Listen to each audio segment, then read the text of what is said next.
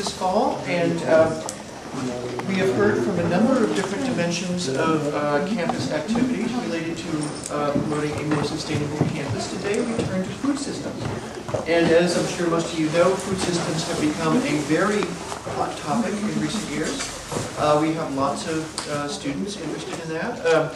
Lots of people doing local gardening, the student farm, working in inner city communities to try to get better food access. And we will hear today about food issues on this campus. We are lucky to have with us Gina Rios, who's General Manager of Retail Dining.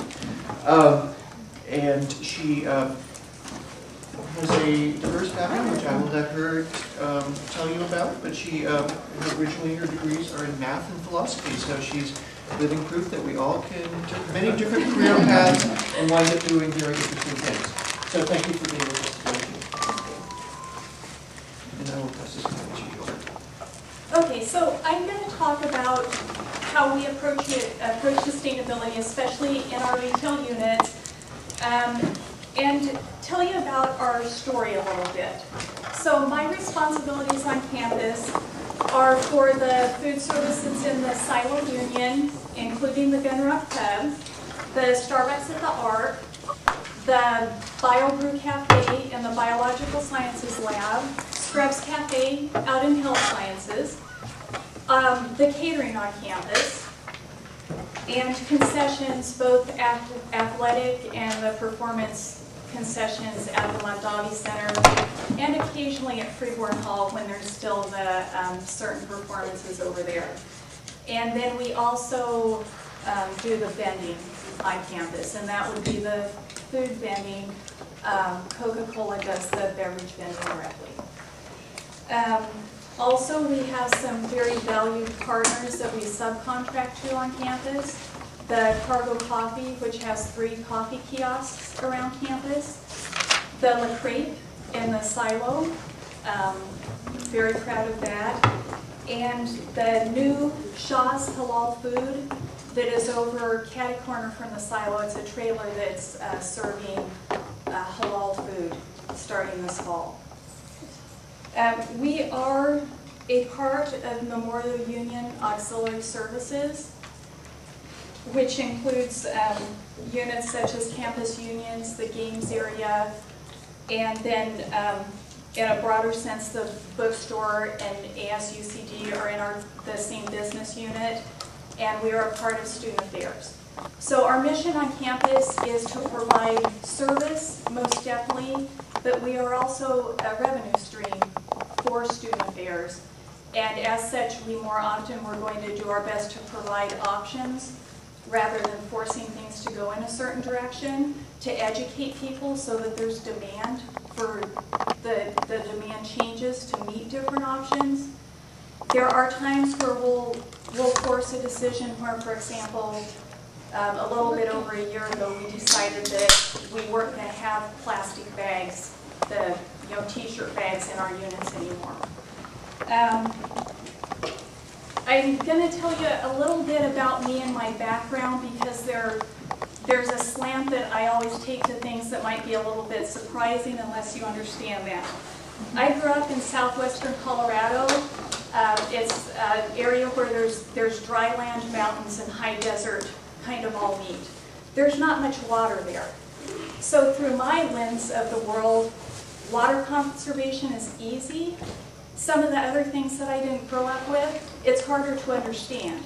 I think everyone has their background, and they have the lens through which they see things, and that's something that as we move forward, it's really important to understand that how you perceive things isn't going to be how someone from a different background perceives things. I grew up, my parents had 30 acres, and we pretty much were sustainable and organic.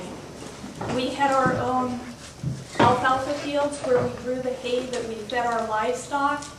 We had dairy goats. That was our source of milk. We butchered and slaughtered our own meats. And we grew our own garden, 4 or 5 acres of garden. So when you talk about local, I know local. And I also know some of the pitfalls of local where if it's a bad year for peas, you're eating beans and corn, beans, corn, beans, corn, and then maybe once a week you get peas. Who knows? It all depends on that growing season. And did you plant too early? Did sprouts come up? Did they freeze?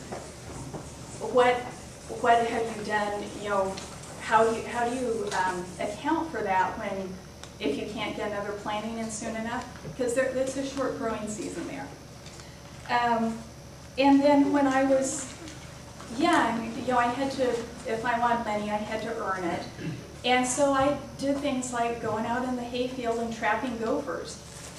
I got 10 cents a gopher, and then I got a great increase where I was up to $1/4 a gopher.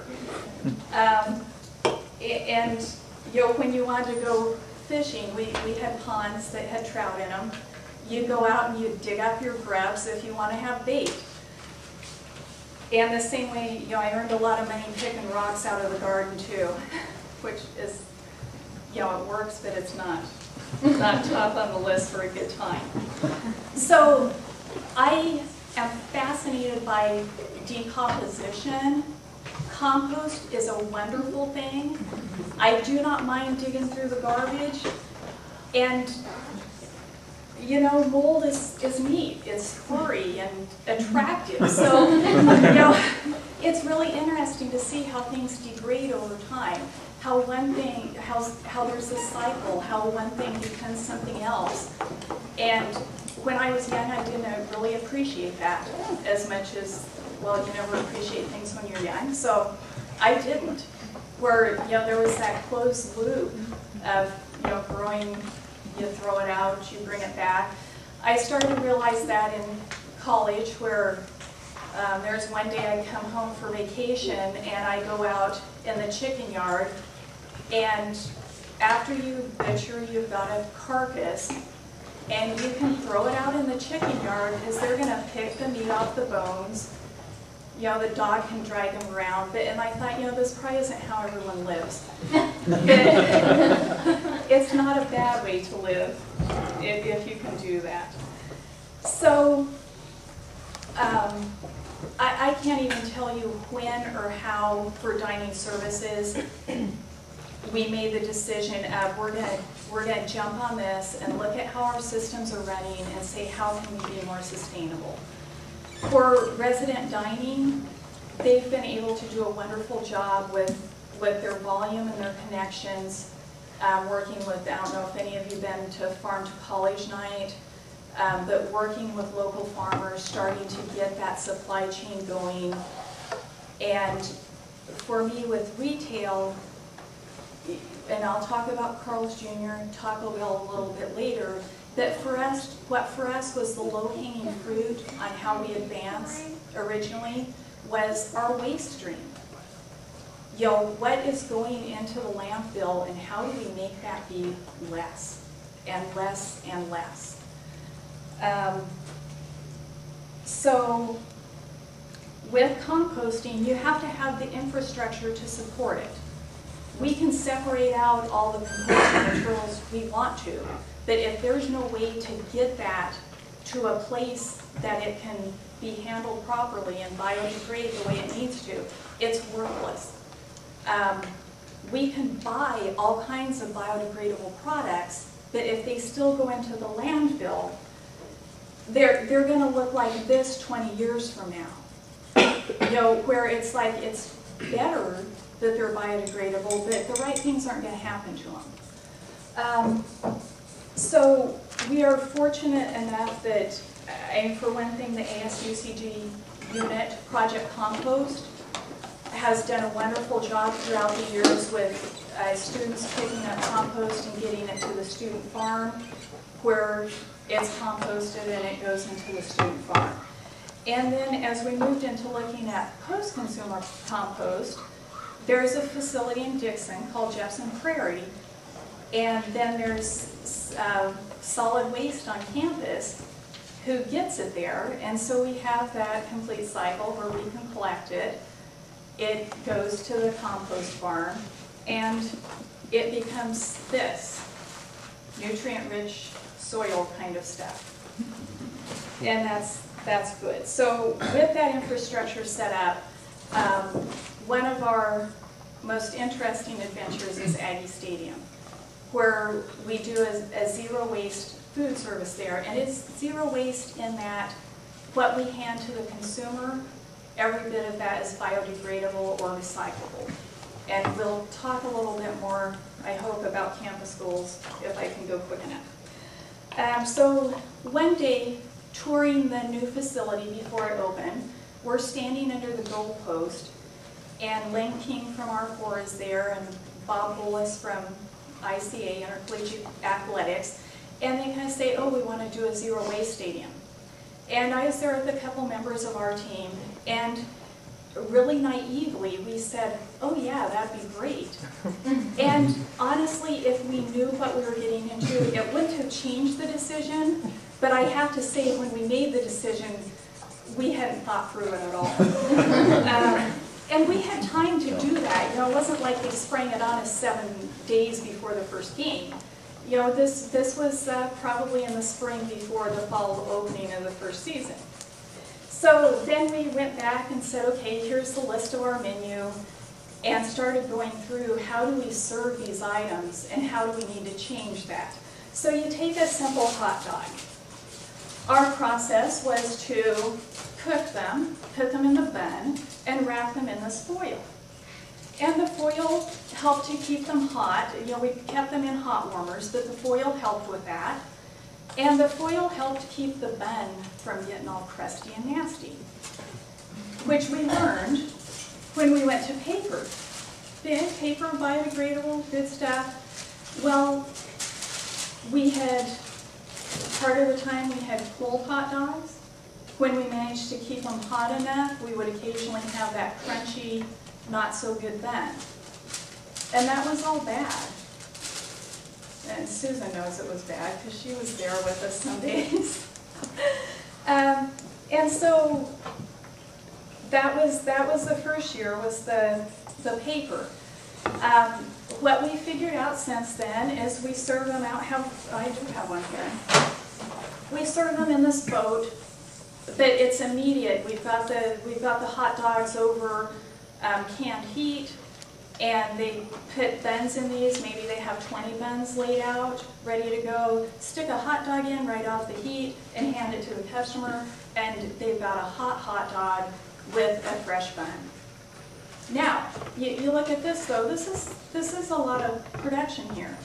It's been created, it's been cut, it's been folded, it's been glued.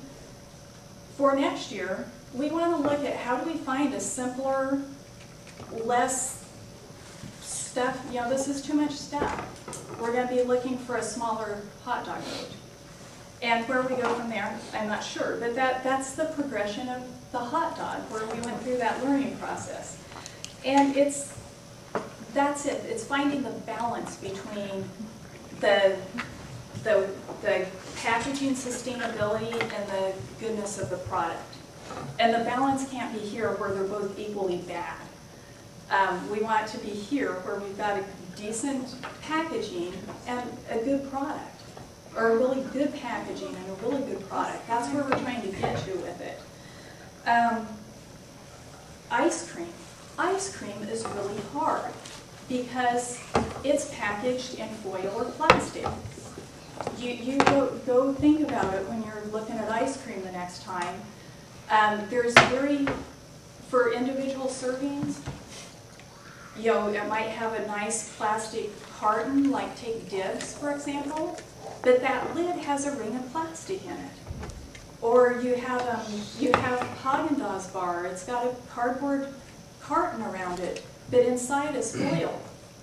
And that's not recyclable foil, it's not biodegradable foil. So we found, the first year we tried this innovative product where it was a capsule of ice cream, a plastic capsule, which was actually recyclable. And you stuck it in this little thing, almost like, you know, the giant cork pullers, if you've ever uncorked a ton of wine, those are great.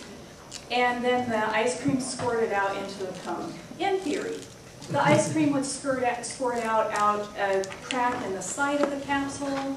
the ice cream would not squirt out because it was too frozen and hadn't quite reached the right melty point. And it was a difficult year for ice cream. The next year, we tried to hand scoop it. Well, hand scooping it, you can get ice cream, you do it, but keeping the area clean, keeping the ice cream protected from the elements, keeping your scoopers clean is challenging. So that was okay. And we do continue to scoop today, where we actually have a local product, it's Merlino's Freeze. We scoop that. And what we were also able to do is get an ice cream vendor to package some little ice cream sandwiches in paper. And we had to do a run of 10,000 to get that done.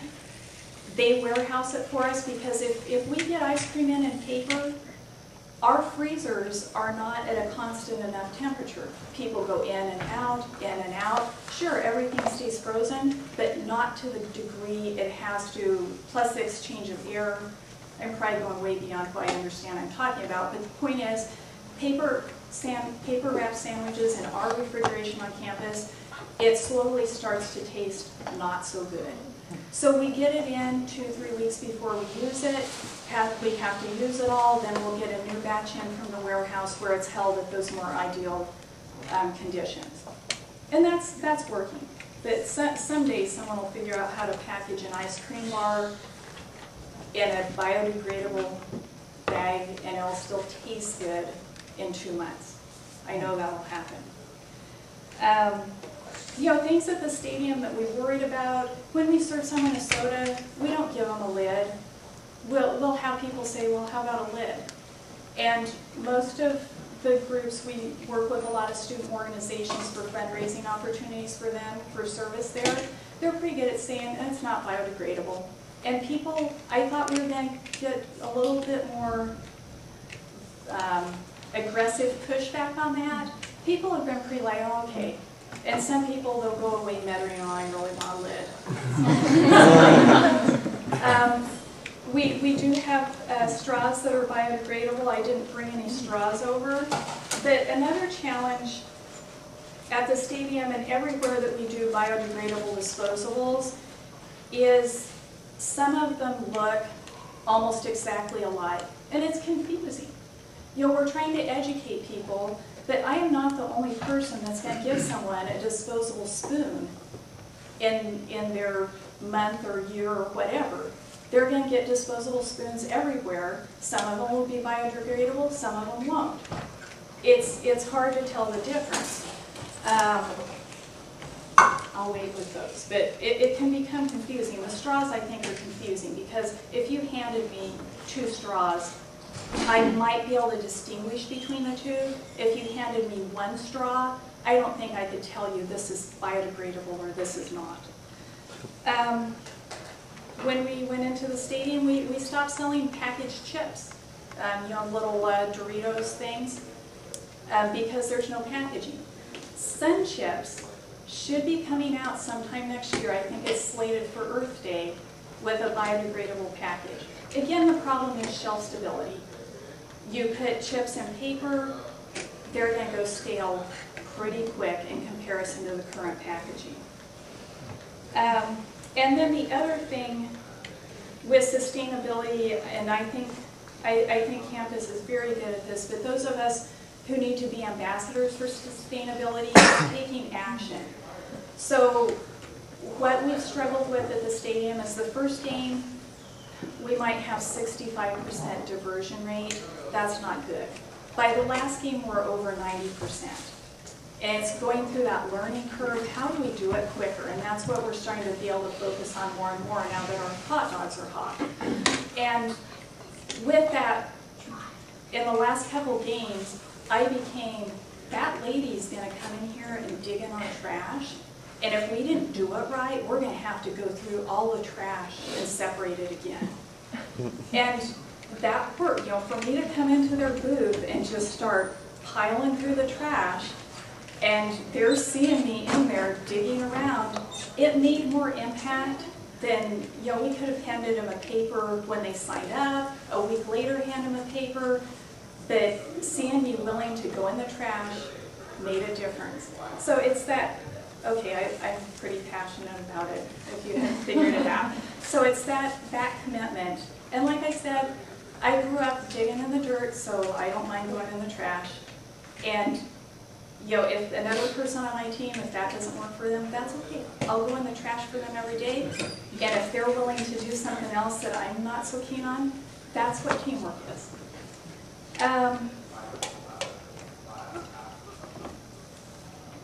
I'm going to jump ahead a little bit since I'm taking so long. But it's a lot of what we've done is it's trying to educate our employees. And I have maybe 70 career staff and 200 or 300 student staff in retail. I am very proud of them because so much of it has been so easy. When we were getting into the, okay, plastic bags, that might not be a good thing, I sent out to my team a slideshow. And it's that slideshow I'm sure many of you have seen where, you know, there's a bird and it's just festooned with, you know, a bag around its neck. There's the drift at the beach where it's just this immense drift of bags. It's all those incredibly nasty pictures of what happens after the plastic bag, you know, comes home from the store and gets out of your house somehow. And I sent that out, and then the next day was a meeting where I wanted to talk about, well, let's see, you know, what's the impact of taking them away. I sat down, and someone looked at me, and they're like, well, we're going to stop using them. And it's like I was ready to convince everyone. And so I missed out on convincing everyone because it was just this, okay, we're done. It's like, okay, well, let's figure out how we do this. And, you know, part of it is, you know, having an alternative. So if someone came in and wanted to buy a reusable bag, we have them in our units. We will still use paper bags when someone has collected enough stuff, but we got done with the plastic bags, and then getting done with all the paper bags will be another step at some point. The same way with, you know, we decided, okay, as many employees as we have, we provide a free meal to all of them for every shift they work. And they're taking a paper cup every day to drink their drink. It's like, why are we doing that? And that's another one where I thought, okay, I'm really going to have to convince people. And within days, I see people having their own mug. You know, we're not perfect. We still have to remind everyone that it was one of those transitions where there wasn't an argument. What's interesting is when we start talking about, you know, that deeper conversation that we'll have occasionally, what do you do at home? People do great things at home. But we had one argument where it's like, well, I have to have a bag lining my trash can. Well, you don't have to, and I understand that you really want to. And some of those conversations where they did it so quick for, you know, handing a Taco Bell order in a paper bag, and then it's just like, no, I can't do this at home. And that's part of, we're all made up different, we have different perceptions of things. And being closer to the environment. I didn't know how much this had affected people until while building the bus terminal at Silo, there were a lot of trees that were taken out in that process. And that needed to happen. New trees have been planted, but I came around the corner the day that was happening, and one of my employees, a big guy, he's standing out there like this, looking scary. And I walk up and he's like, this is just wrong. It's like, okay, let's talk about, they need to come out, there's going to be more planted. But it was someone who I was shocked that he was out there worried about these trees are coming out. So it's that ongoing conversation with people, and that it takes time to resonate. Because now, you know, Stadium, I talked about 3 years, and sustainability was not new for us 3 years ago. But it takes time, and then all of a sudden, you see things starting to click. It's really great. Where we're going, quickly I'll talk about the future, and then I'll open up for some questions if anyone has any. Where we've gotten so far is by job loading. It's by members of our team being willing to take on special projects along with the rest of their jobs. And we've done a lot. I didn't even talk about, catering zero waste, where right now every catering event is we're doing it pretty much zero waste. With our challenges, again, packaging and things like that. It's by people saying, this is important to me, it's important to us, I'm going to take it on.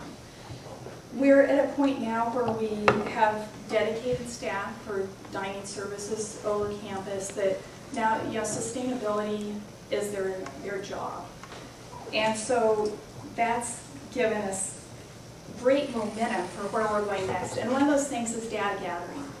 It's something that for retail, we haven't spent any time at all on that to know where we're at. So it's, in these next few months, it's going to be, I'm going to have someone digging in. We're going to use the real food calculator to get an idea of where are we at, to get that benchmark, to start really focusing on our purchasing and how we can influence and change that. And we've had, we have a lot of qualitative information, but we don't have this quantitative information. And it's something where, you've got a marketing guy that wants to say stuff, and I'm going back saying, you can't say that. Where did you get that? Because they want numbers, and they get them somewhere. I don't know where. But now we'll give them some real numbers, and it'll be better there. I don't know what the future is going to end up looking like, and that's kind of a neat thing about it. So you take Carl's Jr. Taco Bell. I don't know if they're going to change or if we'll end up changing them at some point. The campus has the goal to be zero waste by 2020. And that raises huge challenges for us, which, I talked about packaging. Another tough thing is, the gloves you use to make sure food's not getting contaminated, these are not biodegradable. And this is not a substance that there's, this... Retail market for that? Or are you working that just on your own property or on university property, or are you marketing that? The compost, there is an amount of pre-consumer compost that goes to the student farm, and it's used by the student farm. The rest of it goes to the Jefferson Prairies, and they market it, and I know it's going to a lot of local farmers, which we're trying to make sure some of those farmers are farmers that we're getting food back onto campus from, so that we can feel like we've completed a loop there. Are you selling it, or are you giving it away? We give it to them. So you give it, okay. Yeah.